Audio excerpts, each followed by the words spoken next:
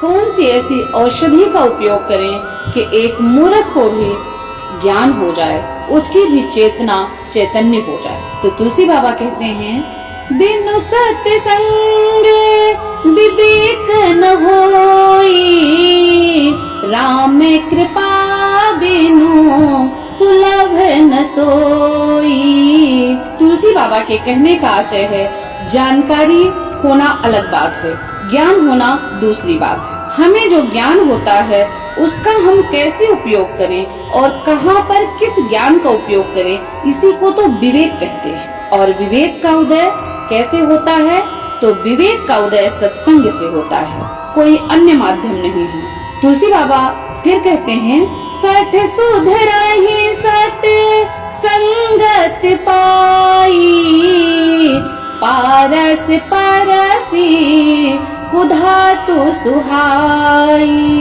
साधारण मनुष्य की बात क्या कहूँ, तुलसी बाबा स्वयं कह रहे हैं, मूर्ख भी सुधर जाता है सत्संग के संग से। सठ सुधरहि सत संगत पाई, अर्थात सठ मतलब मूर्ख, जो गलतियां करता है बार बार, उसे हम सठ कह सकते हैं। तुलसी बाबा ने यहाँ उसे सठ कहा है। जो मूर्ख है उसे भी सत्संग सुधार देता है। तो सत्संग की कितनी बड़ी महिमा है, जीवन में अपार महिमा है सत्संग की। जैसे पारस के संपर्क में आने से लोहा सोना बन जाता है, वैसे ही सत्संग की महिमा है कि एक मूर्ख को भी चैतन्यशील कर सकता है।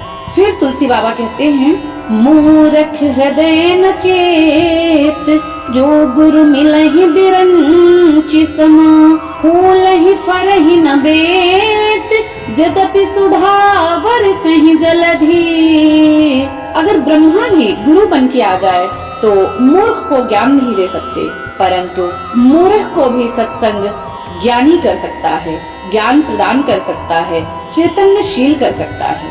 जिस प्रकार बादल से अमृत की वर्षा होने पर भी बांस में फूल फल नहीं लग सकता, पानी की तो बात क्या करे, अमृत की वर्षा कर दे बादल तो भी बांस के पौधे में फूल और फल नहीं आता।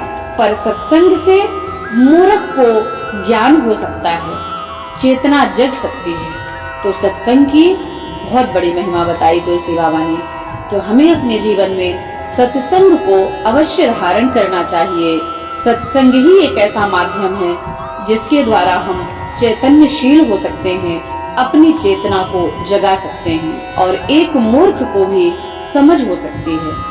क्योंकि तुलसी बाबा ने तो यह भी कहा था कि बिना सत्संग के विवेक भी नहीं होगा, कोरा ज्ञान भी किसी काम का नहीं है अगर विवेक नहीं है तो इसलिए सत्संग की आवश्यकता ज्ञान का सदुपयोग करने में भी है।